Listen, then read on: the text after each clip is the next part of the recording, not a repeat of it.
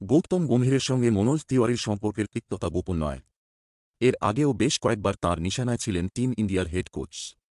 আরও একবার গম্ভীরের বিরুদ্ধে গুরুতর অভিযোগ তুললেন বাংলার প্রাক্তন অধিনায়ক, গালিগালাজ করার প্রসঙ্গ উল্লেখ করেন। কলকাতা নাইট রাইডার্সে থাকাকালীন একটি ঘটনা তুলে ধরেন মনোজ, যা প্রায় হাতাহাতির পর্যায়ে চলে গিয়েছিল। জানান, তাঁর সঙ্গে গম্ভীরের কথা কাটাকাটি চূড়ান্ত পর্যায়ে পৌঁছে যায়। শেষমেশ হস্তক্ষেপ করতে হয় তৎকালীন বোলিং কোচ ওয়াসিম আকরমকে।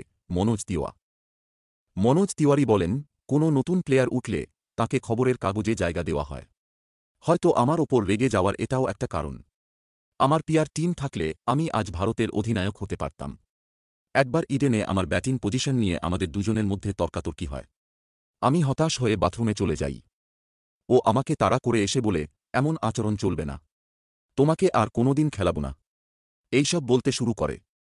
আমি সরাসরি জিজ্ঞেস করি, কেন এইসব বলছে। আমাকে হুমকি দেয়। ওয়াসিম আকরম পরিস্থিতি সামাল দেন। ও তখন আমাদের বোলিং কোচ।